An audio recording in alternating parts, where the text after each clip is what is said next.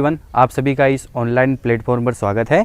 आज हम quantum mechanics की पार्ट नंबर 27 लेकर आए, जो आपके third year BEd, third year and BSc third year के अंदर चल रहा है। ठीक है, इससे पहले अपन पढ़ रहे थे ऑपरेटर संकारक। मैंने आपको पहले ही बोला था संकारक लगभग आपको 23 या 24 पार्ट में स्टार्ट हुआ था और कम से कम ये इसके 9-10 पार्ट है। इसका आपको हर एक पॉइंट को अच्छे से कंप्लीट रूप में देखना है। वैसे देखा जाए तो अब आपका संकारक कंप्लीट है, आगे इतना इसका ज़्यादा रोल नहीं रहेगा, लेकिन इसका उपयोग कैसे किया जाता है वो मैंने आपको 3 या 4 क्लासों में हर एक चीज़ अच्छे से समझा दिया। आज अपन एक नया टॉपिक पढ़ेंगे प्रत्याशा मान का। जैसे अपन चीड़ सम्मत फिजिक्स होती है, उसके अंदर कोई भी चीज़ एवरेज निकालते हैं, बहुत सारी चीज़ें होती है तो उसका अपन क्या निकालते हैं, औसत निकालते हैं। ठीक है, औसत में ऐसे सिंबल लगाते हैं। लेकिन इसमें क्वांटम मैकेनिक्स के अंदर जब बहुत सारी चीज़ों को एक साथ निकालना हो तो वो निकलता है आपका प्रत्याशा मान। चीज़ें वही एवरेज है, उसको अपन क्या करते हैं, मतलब जो आपकी क्लासिकल फिजिक्स को अंदर से अपन औसत बोलते हैं, इसके अंदर अपन क्या बोलते हैं, प्रत्याशा मान। तो किसी भी तरंग फलन का प्रत्याशा मान कैसे निकालेंगे, तो आइए अपना टॉपिक हो जाएगा आज का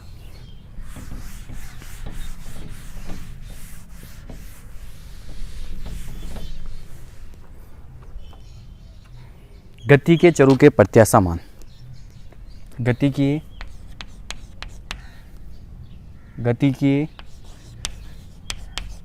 चरों के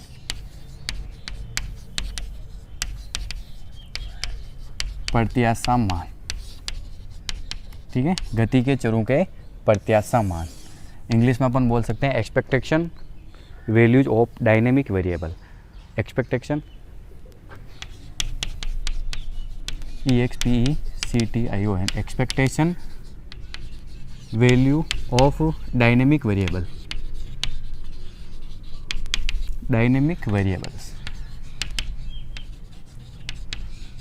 ठीक है, expectation value of dynamic variables, गतिकीय चर। जब कोई चर आपका गतिशील होता है तो उसका प्रत्याशा मान कैसे देते हैं। शॉर्ट रूप में भी आपको पूछ सकते हैं कि गति के चरों का प्रत्याशा मान बताइए, तो आपको किस प्रकार लिखना है कि मैं लिखूंगा कि जिस प्रकार क्लासिकल फिजिक्स में थ्योरी आपको ऐसे लिखनी है, जिस प्रकार क्लासिकल फिजिक्स में किसी के गति के चर का मान, किसी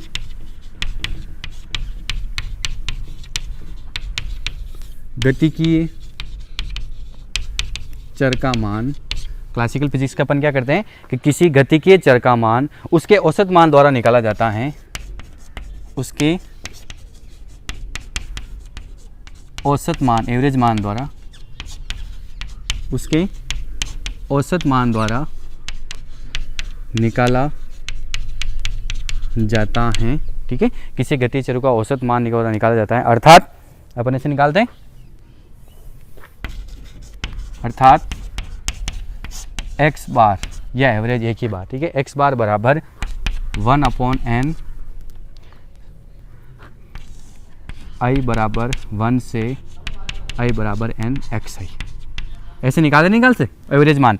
भाई x1 plus x2 plus del xn upon नीचे क्या हो गया n, तो उसको मैंने ऐसे ना लिखकर ऐसे लिख दिया xi का मतलब जिसकी लिमिट आ गई i बराबर 1 से लेकर i बराबर n और 1/n, ऐसे अपन एवरेज बताते हैं। तो आगे अपन लिखेंगे इसी के अंदर ये इसका अपन एवरेज मान निकालते हैं। तो इसी प्रकार अपन बताएंगे कि इसी प्रकार क्वांटम मैकेनिक्स में गति के चर का मान, इसी प्रकार आगे आपको लिखना है क्वांटम मैकेनिक्स में, इसी प्रकार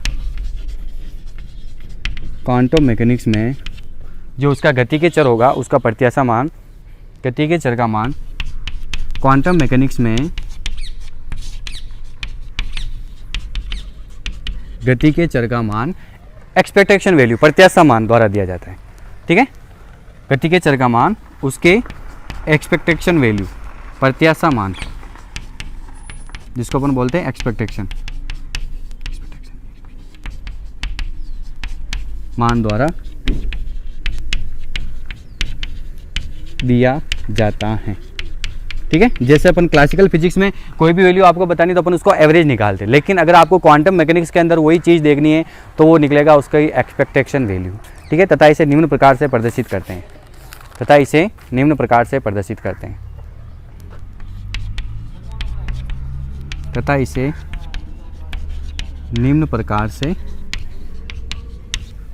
करते हैं।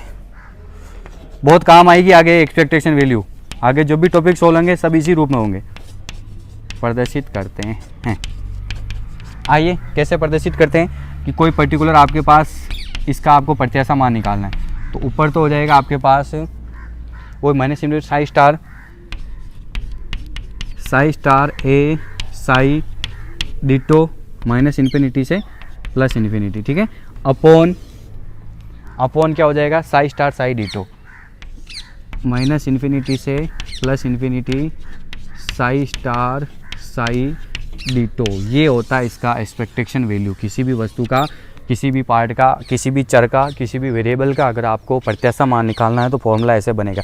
बस एक बार फॉर्मूला आप माइंड में बैठा लीजिए। ऊपर तो क्या होगा, इंटीग्रल का साइन, भाई सारी चीज़ इसमें आ गई। संपूर्ण आकाश के लिए हो गया साई स्टार साई। अगर आपके पास दो फंक्शन है, एक ऑपरेटर लगेगा यहाँ पर, एक यहाँ पर क्या है ऑपरेटर है कि साई स्टार ए के अनुसार, मतलब किसका निकालना है, यहाँ पर ए निकाल दे, यहाँ पर एक्स होता है, यहाँ पर एक्स हो जाता है। तो psi star A psi ditto बराबर नीचे ऐसा कैसे लिखा जाएगा, psi star psi ditto. Ditto आयतन अल्पांश अपन कुछ भी ले सकते हैं, डी एक्स डी वाई, ये मान आपका कुछ भी चेंज हो सकता है। ये तो एक बार मैंने फॉर्मूला लिख दिया, अभी मैं इस मान को चेंज करूँगा, देखिए आप कैसे चेंज होता है। अगर आपको स्थिति का प्रत्याशा मान बताना है तो अपन कैसे बता सकते हैं, ठीक है। अब मैं मान लूँ कि ये जो वेव फंक्शन अगर नॉर्मलाइजेशन हो, यदि आपका तरंग फलन क्या हो, प्रसामान्यकृत हो, तो मैंने आपको टॉपिक पढ़ाया है पीछे, नॉर्मलाइजेशन हो वेव फंक्शन है। तरंग संबंध के प्रसामान्यकरण के लिए साई स्टार साई डिटो इसका मान कितना होता है, 1 होता है, ठीक है। तो मैं आगे लिखूंगा यहाँ पर कि यदि यहाँ पर है ना एक छोटा सा और बचा तब आपका टॉपिक पूरा कंप्लीट है। देखा जाए तो ये फॉर्मूला है, इस फॉर्मूले को अपन वापस सॉल्व कर सकते हैं कि यदि साई प्रसामान्यकृत हो, यदि साई क्या हो आपका प्रसामान्यकृत, नॉर्मलाइजेशन प्रसामान्यकृत हो, तो अपन क्या कर सकते हैं, माइनस इन्फिनिटी से plus infinity psi star psi ditto, ये लगभग कितना हो जाता है, 1 हो जाता है। तो फाइनली अपने पास अब एवरेज का मान कितना हो जाएगा, ए बराबर माइनस इन्फिनिटी से plus infinity psi star A psi ditto. ये आपका प्रत्याशा मान का एवरेज एग्जैक्ट फॉर्मूला हो जाएगा। अपन चाहे तो नीचे ये भी लिख सकते हैं, अगर आपका यहाँ पर अगर ये तरंग फलन परिसामान्यकृत होती है, इसका पूरा मान 1 हो जाएगा और आपके पास प्रत्याशा मान ऐसे निकालेंगे। अब हर बार ऐसे यूज होगा, बीच में ऑपरेटर लगेगा, जो आपको संकारक दे गया वो बीच में लगेगा दोनों तरंग फलनों के बीच में।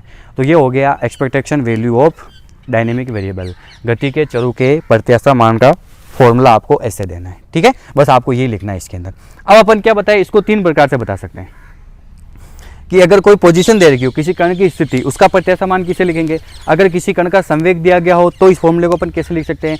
अगर किसी कण का ऊर्जा दे रखा हो तो अपन इस फॉर्मूले को कैसे लिख सकते हैं। तो इसमें 3 पॉइंट है जो मैं आपको बता देता हूँ। नंबर 1, सबसे पहले फॉर्मूला आपका ज़्यादातर यही काम आएगा,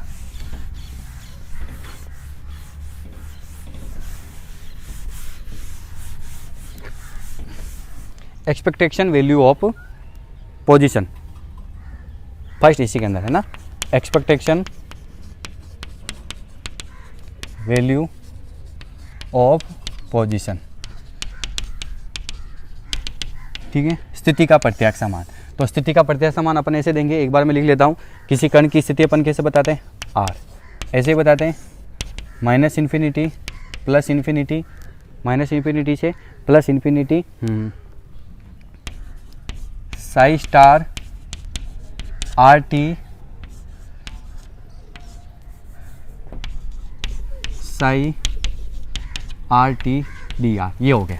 क्या कुछ नहीं, वही फॉर्मूला देखिए आप, आर टी और जोड़ दिया, कोई भी आपका तरंग फलन स्थिति और टाइम के अनुसार दिया जाता है। तो psi star psi D R, बीच में क्या हो गया आर, जिसके अनुसार अपन मान लग रहे हैं वही वहां पर क्या लग जाएगा, ऑपरेटर लग जाएगा। एक चीज हमेशा आप ध्यान रखिएगा यहाँ पर, यह इसी प्रकार एक्सपेक्टेशन वैल्यू ऑफ मोमेंटम, संवेग का प्रत्याशा मान, एक्सपेक्टेशन वैल्यू ऑफ मोमेंटम है ना, संवेग का प्रत्याशा मान, हिंदी में अपन क्या बोलेंगे, संवेग का प्रत्याशा मान। तो अपन इसको ऐसे बता सकते हैं, पी एक्स, ठीक है, बराबर माइनस इन्फिनिटी से plus infinity psi star p x, यहाँ पर ऑपरेटर लग जाएगा, और साई, और लास्ट में क्या लग देंगे अपन, डी एक्स, जिस अनुसार चल रहे हैं पोजीशन। ये भी वापस अल्पांश आपका चेंज होते जा रहा है, यहाँ पर ये हर बार ही आपका चेंज होगा। पी एक्स के अनुसार बताया तो डी एक्स आ गया। आप चाहो तो इसको ऐसे भी लिख सकते हो, कैसे, माइनस इन्फिनिटी से plus infinity psi star p x, संवेग का प्रत्यक्ष मान कितना होता है, minus iota h cross del by del x, बता रखा है मैंने संवेग संकारक। पी एक्स का मान ये साई डी एक्स, ऐसे आपको समीकरण बनानी बार बार।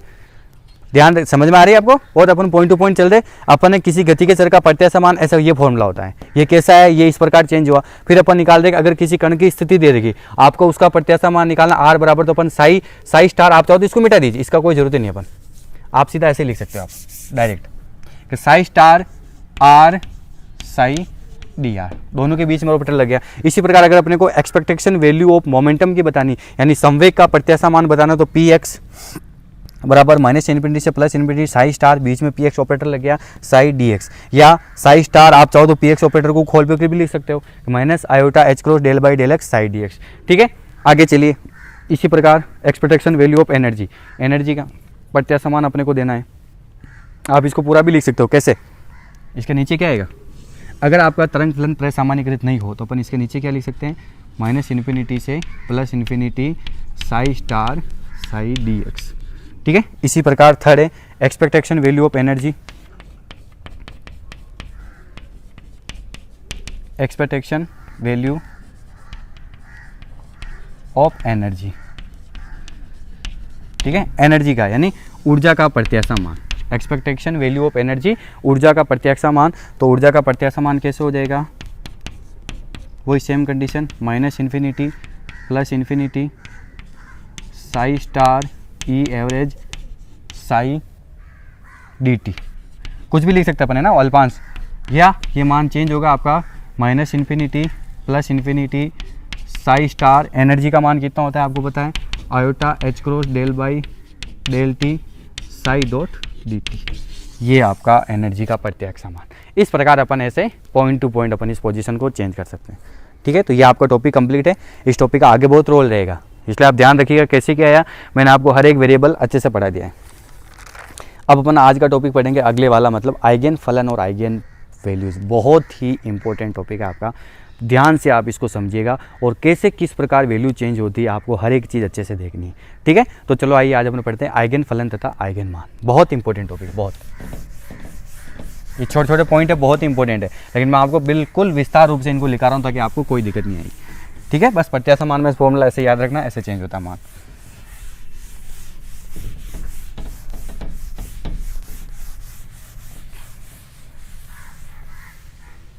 टॉपिक है आपका eigen functions and eigen values.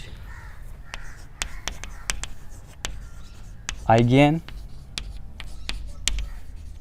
Functions एक साथ ही है ना, स्पेस नहीं देना आपको, eigen functions and eigen values. ठीक है, यानी हिंदी में क्या लिख सकते हैं इसको अपन, आइगन फलन, ये तो क्या हो जाएगा आपका आइगन फलन, और ये हो जाएगा आपका आइगन मान। ठीक है, एक बार मैं इसको डेफिनेशन में आपको समझा दूंगा, बस उसी चीज़ को आप ध्यान से देखिएगा कि मैं क्या समझा रहा हूँ। कि कोई आपको समीकरण दे रखी है, ठीक है, कोई आपको तरंग फलन दे रखा है, उसका आइगन फलन क्या होता है और आइगन मान क्या होता है। आइगन वैल्यू को अपन हिंदी में बोलेंगे सॉरी, और आइगन फंक्शन को अपन हिंदी में बोलेंगे आइगन फलन। तो जो ये तरंग फलन होता है ना, ये तरंग फलन साई, ध्यान से समझिएगा पहले, ये तरंग फलन साई है, इसके ऊपर आपने ऑपरेटर किया, संक्रिया लगी, तो संक्रिया लगाने के बाद इसका मान चेंज होकर ऐसा आ गया, ये वापस बन जाता है पीछे। अभी मैं आपको बताऊंगा कैसे बनता है, ये वापस ऐसे कैसे आ जाता है, इसके आगे गुणांक आ जाता है। तो ये तरंग फलन जो है ये हमेशा कहलाएगा आइगन फंक्शन। नॉर्मल आप समझ लो, मैं आपको अभी डेफिनेशन लिखा रहा हूँ, जो आपका ये होगा ना, ये हमेशा आइगन फंक्शन कहलाएगी, जो हमेशा वापस पीछे आना चाहिए ऐसे कैसे। और इसके संगत आगे जो कोफिशिएंट आता है ये ए, वो आपका क्या कहलाता है, आइगन वैल्यू। समझ में आ गया, बस ये आपको ऐसे बताना है, आइगन वैल्यूज होगी ये, और ये जो वेव फंक्शन होता है हमेशा यही कहलाता है आपका आइगन फंक्शन। किसी तरंग का आइगन फंक्शन ये होता है आइगन फलन, और आइगन मान उसका जो गुणांक होता है आगे, मतलब सेम इससे मिलते जुलने के बाद जो मान बच गया पूरा मान, वो आपका क्या कहलाएगा, आइगन वैल्यू कहलाएगा। न्यूमेरिकल में बहुत काम आती है चीज़ें। तो चलो आइए इसके अपन डेफिनेशन लिखाता हूँ मैं आपको, बहुत इंपॉर्टेंट टॉपिक है, आप ध्यान रखिएगा।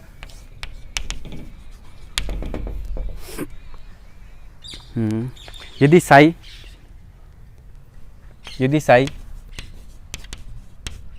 किसी निकाय का, यदि साई किसी निकाय का, कोई भी निकाय है उसका सुपरिभाषित व सांतत्य इक्वेशन का पालन करता हुआ, सुपरिभाषित वे कंटिन्यूस यानी सांतत्य इक्वेशन, कंटिन्यूस इक्वेशन सांतत्य समीकरण होती है ना, उसका पालन करता हुआ तरंग फलन हो तो का पालन करता हुआ तरंग फलन हो तो का पालन करता हुआ तरंग फलन हो तो निम्न प्रतिबंध से हो तो निम्न प्रतिबंध से क्या प्रतिबंध लगाएंगे अपन, क्या कंडीशन लगाएंगे कि आपने एक कोई फंक्शन था साई, उसके ऊपर आपने ऑपरेटर लगाया जिससे आपके पास नई इक्वेशन आ जाती एस आई। अभी मैंने आपको समझाया ऐसा क्या वैसे, तो निम्न प्रतिबंध से। और यहाँ से अपन बता सकते हैं कि तो विशेष तरंग फलन साई को तो विशेष तरंग फलन विशेष तरंग फलन साई को, यहाँ जो साई है ना आपके पास, विशेष तरंग फलन साई को संकारक ए का, संकारक जो ऑपरेटर है ना आपका, संकारक ए का आइगेन फंक्शन, आइगेन फंक्शन कहते हैं। ठीक है, तो तरंग फलन साई को संकारक ए का आइगेन फंक्शन कहते हैं तथा गुणांक ए को, जो गुणांक ए आया वो कहलाती है आपकी आइगेन वैल्यू, तथा गुणांक ए को आइगन वैल्यू कहते हैं। ठीक है, ये हो गई आपकी डेफिनेशन। बस आपको ऐसे कैसे लिखने हैं, मतलब आपको ऐसे कैसे इस चीज़ को समझना है कि आइगन फंक्शन क्या होता है और आइगन वैल्यूज क्या होती हैं। ठीक है, उम्मीद करूंगा आपको टॉपिक समझ में आ गया हो कि यदि साई किसी निकाय का सुपरिभाषित व सांतत्य समीकरण, मतलब कोई भी समीकरण आए उसकी, जब भी टॉपिक को सोल्व करें तो उसकी जो समीकरण आती है ना वो हमेशा सांतत्य समीकरण कहलाती है। सांतत्य समीकरण का पालन करता हुआ तरंग फलन हो तो निम्न प्रतिबंध से साई, उसके ऊपर ऑपरेटर लगाया ए तो अपने पास नई मैन प्राप्त होता था एस आई। तो विशेष तरंग फलन साई को ऑपरेटर ए का आइगन फंक्शन कहते हैं तथा गुणांक ए को अपन क्या बोलेंगे, आइगन वैल्यू। बस दिमाग में बैठा लेना कि ये जो कोफिशिएंट होगा वो हमेशा आइगन गुणांक होगा, और यहाँ जो फलन है जिसके ऊपर अपन ऑपरेटर लगाते हैं, जिस फलन पर संक्रिया करते हैं, वो फलन आपका कहलाता है आइगन फंक्शन। और एक चीज़ और ध्यान है, पीछे वो का वही आ जाना चाहिए, सेम वो का वही। ठीक है, चलो आइए इसी में एक एग्जाम्पल छोटा सा अपन समझते हैं इसी के अंदर। ठीक है, इसी का एग्जाम्पल अगर आपको क्वेश्चन पूछ ले तो आपको आंसर ऐसे देना है कि जैसे आपके पास कोई फंक्शन दे रखा है साई बराबर साइन 2x, साई बराबर को क्या दे रखा है, साइन 2x, और इसके ऊपर आपको ऑपरेटर लगाना है, वो लगाना आपको d2/dx²। संकारक का मान है ए, ऑपरेटर लगाना है और आपको कितना दे रखा है यहाँ पर d2/dx²। तो चलो आइए अपन इसको सोल्व करते हैं। ए साई बराबर, इसका मतलब भी क्या हो गया, d2/dx² बराबर साई बराबर d2/dx² साइन 2a। आप चाहो तो इसको ऐसे लिख सकते हो, इतना लिखने की जरूरत नहीं ना। ए साई, भाई आपके पास एक कोई फंक्शन दे रखा साई बराबर साइन 2x और वहाँ आपको ऑपरेटर ए लगाना है, और ऑपरेटर ए क्या लगाना है, d2/dx²। तो अपन ऐसे लिख सकते हैं ए ऑपरेटर साई, मतलब इसका मतलब क्या हो गया, d2/dx² साई का मान कितना, साइन 2 है। ये है ना, साइन का मान कितना दे रखा आपको, साइन 2a।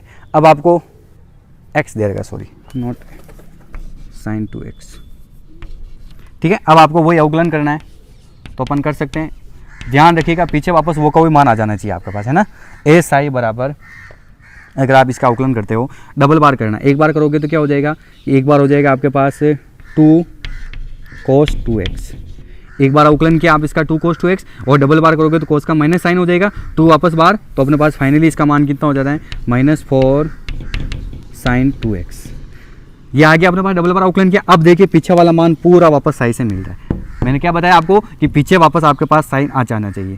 तो अपन यहाँ से क्या लिख सकते हैं कि ए साई, अगर आपने किसी तरंग फलन साई पर संक्रिया की तो आपके पास मान कितना हो गया, -4 साई। ये आ गई इक्वेशन, -4 जो बचा हुआ गुणा कैसे कैसे, और पीछे साइन 2x वापस किसके बराबर हो गया, साइन के बराबर। तो अपन कह सकते हैं कि ऑपरेटर, यहाँ पर आप लिखिए कि ऑपरेटर d2/dx² का, ऑपरेटर d2/dx² का आइगन फंक्शन तो कितना है,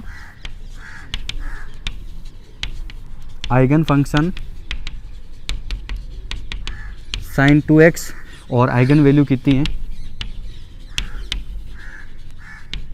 -4। ये हो गया आंसर। ऐसे बताना है आपको, कोई दिक्कत है? ठीक है, ऐसे अपन एग्जाम्पल लेकर और इस क्वेश्चन को अपन ने क्या कर लिया, सोल्व कर लिया। बस आपको ऐसे हर एक पॉइंट टू पॉइंट आपको चीज़ बतानी है। ठीक है, आइगन फंक्शन क्या होता है, आइगन मान क्या होते हैं, ये आइगन वैल्यूज है और ये पीछे क्या होता है, आइगन फंक्शन। तो अपन एक एग्जांपल लिया साई बराबर sin 2x और इसके ऊपर आपको ऑपरेटर लगाना है। अपन ऑपरेटर लगा लिया, इसको सोल्व किया तो अपने पास क्या हो गया -4 sin 2x। लेकिन मैंने आपको पहले ये चीज़ बताई है कि पीछे वाला मान पूरा आपको साई लाना है, तब जाकर अपन इसको सेट कर पाएंगे, क्योंकि जो ये फंक्शन होता है वापस पीछे आ जाना चाहिए। तो ए साई बराबर -4 साई, तो यानी जो साई बराबर sin 2x है वो इसका आइगन फंक्शन हो गया और आइगन वैल्यू कितनी होगी, -4 होगी। अब एक क्वेश्चन मैं आपको कराता हूँ जो बहुत बार पूछा गया है, इसी पे रिलेटेड क्वेश्चन है। क्वेश्चन आपको कैसे पूछते हैं अब आप उसको देखिए और इसका आंसर देना सीखिए।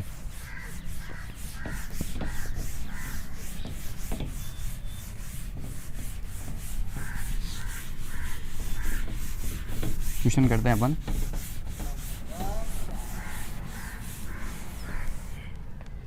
कि यदि ऑपरेटर d/dx, एक क्वेश्चन दे देगा आपको कि यदि ऑपरेटर यानी संकारक है ना, यदि ऑपरेटर d/dx का, यदि ऑपरेटर d/dx का आइगन फंक्शन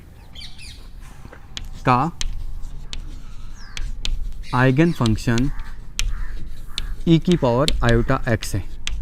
ठीक है, एक ऑपरेटर आपके पास संकारक d/dx, उसका आइगन फलन कितना दे रखा आपको, e की पावर आयोटा x है, तथा आइगन वैल्यू आयोटा हो, तथा आइगन वैल्यू कितनी दे रही है आपको, आयोटा, तथा आइगन वैल्यू आयोटा हो। ठीक है, आइगन वैल्यू कितनी हो आपके पास, आयोटा हो, तो ऑपरेटर हो, तो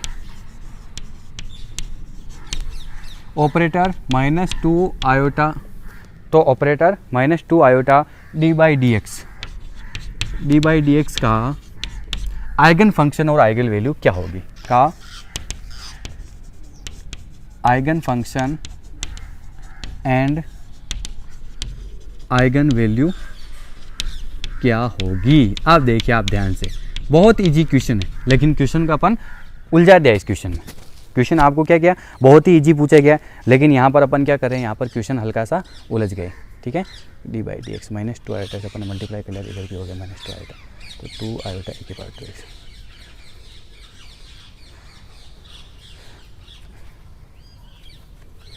ठीक है, अपन इसको सॉल्व करते हैं। आपको क्या दे रखा है क्वेश्चन, देखिए आप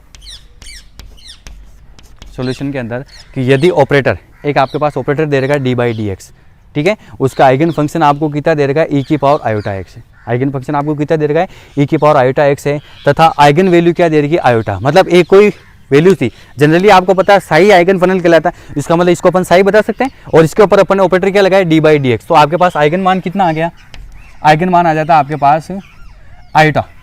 तो अगर नया ऑपरेटर आ जाए आपके पास -2 आयोटा d/dx, अगर इस प्रकार का ऑपरेटर हो आपके पास -2 आयोटा d/dx, तो उसका eigen function and eigen value क्या होगी। तो सबसे पहले वी नो डेट, कोई सेम सॉल्यूशन हम जानते हैं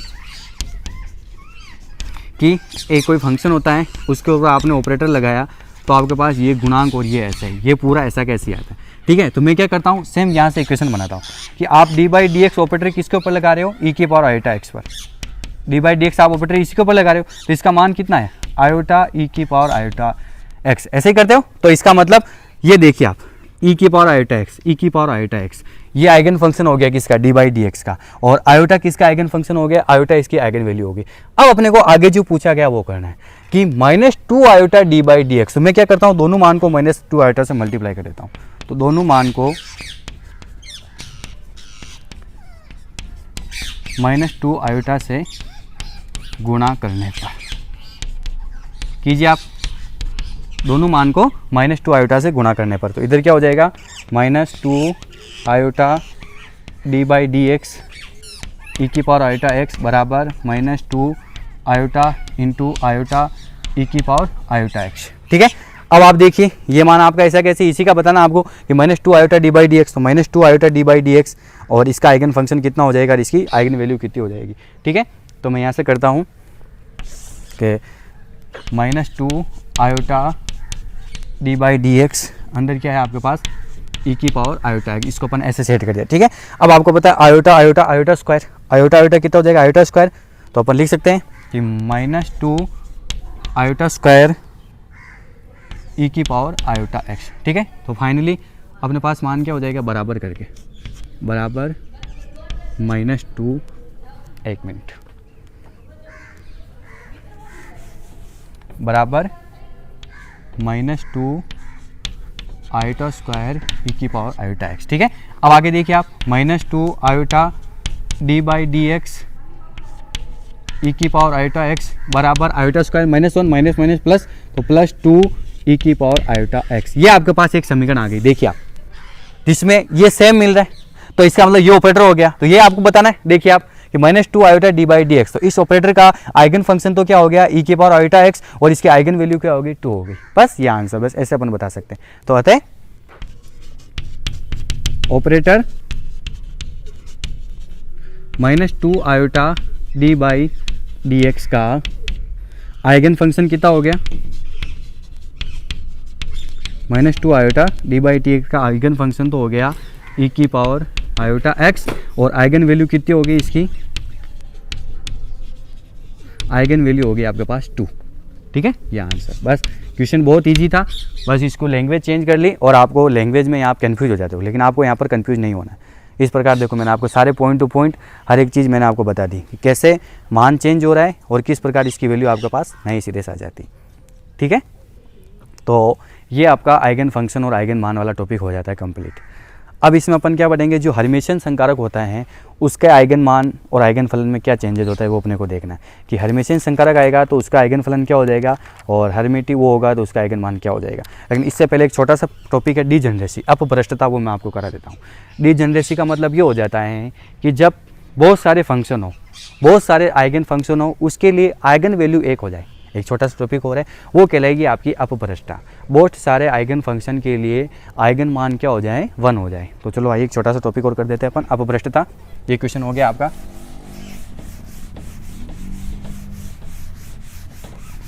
डीजेनरेसी, जिसको अपन इंग्लिश में बोलते हैं डीजेनरेसी, अपभ्रष्टता। ठीक है, अपभ्रष्टता, डीजेनरेसी।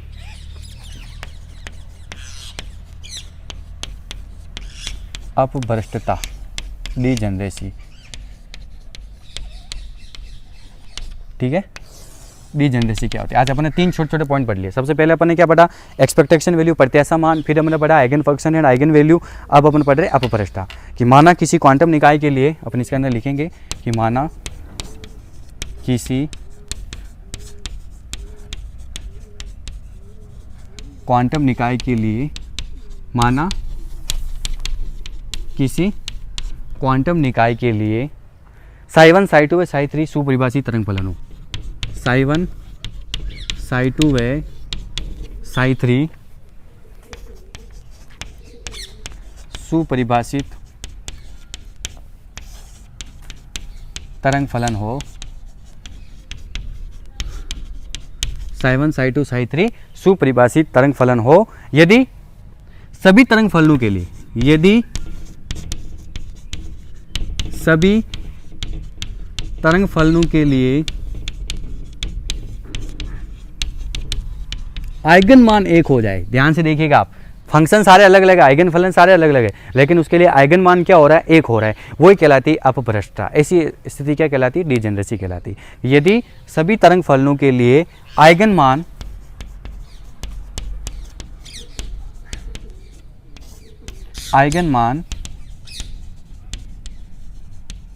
आइगन वैल्यू 1 हो जाए, सेम रहेगी है ना, 1 हो जाए,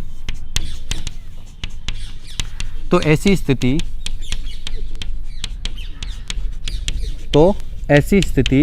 अपभ्रष्टता कहलाती है। ऐसी स्थिति अपभ्रष्टता, जिसको अपन इंग्लिश में क्या बोलते हैं, डीजेनरेसी। तो ऐसी स्थिति अपभ्रष्टता कहलाती है। ठीक है, ये स्थिति आपकी कहलाएगी डीजेनरेसी। अपन इसको समझ सकते हैं कि जैसे एक कोई ऑपरेटर लगाया अपन ने तरंग फलन पर, तो आपके पास एक नई समीकरण बन गई SI1। इसी प्रकार एक और लगाया अपन ने psi2 पे, तो आपके पास क्या बन गई SI2। ठीक है, इसी प्रकार एक और लगाया आपने SI3 पे, तो फाइनली आपके पास क्या आ गया SI3। मतलब अलग अलग आपके पास वेव फंक्शन है, आपके पास यहाँ पर वेव फंक्शन क्या है, अलग अलग है। मतलब आइगन फंक्शन अलग तक थे, उसके ऊपर आपने वो ऑपरेटर लगाया लेकिन उनकी आइगन वैल्यू सेम आ जाती, तो ये स्थिति कहलाएगी यहाँ पर डीजेनरेसी। ऐसी स्थिति जिसके लिए बहुत सारे अगर आपके पास वेव फंक्शन हो तो उसके लिए आइगन वैल्यूज कितनी हो जाए, 1 प्राप्त हो जाए, ये कंडीशन कहलाती है डीजेनरेसी कहलाती है। तो आप चाहो तो इसको शॉर्ट रूप में और भी लिख सकते हो कि अर्थात इन्वर्टेज गोमा के अंदर लिख दीजिए आप कि अर्थात कि यदि किसी क्वांटम निकाय के लिए, यदि किसी क्वांटम निकाय के लिए, यदि किसी क्वांटम निकाय के लिए 2 या 2 से अधिक आइगन फंक्शन के लिए, 2 या 2 से अधिक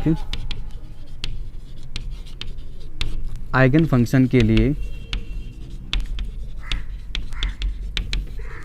आइगन फलन 2 या 2 से अधिक आइगन फंक्शन के लिए, 2 या 2 से अधिक आइगन फंक्शन के लिए एक ही आइगन मान हो,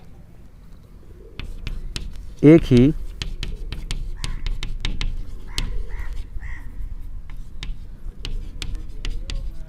आइगन वैल्यू हो, तो ऐसी स्थिति अपभ्रष्टता कहलाती। तो ऐसी स्थिति क्या कहलाती हैं, अपभ्रष्टता कहलाती हैं, डीजेनरेसिटी।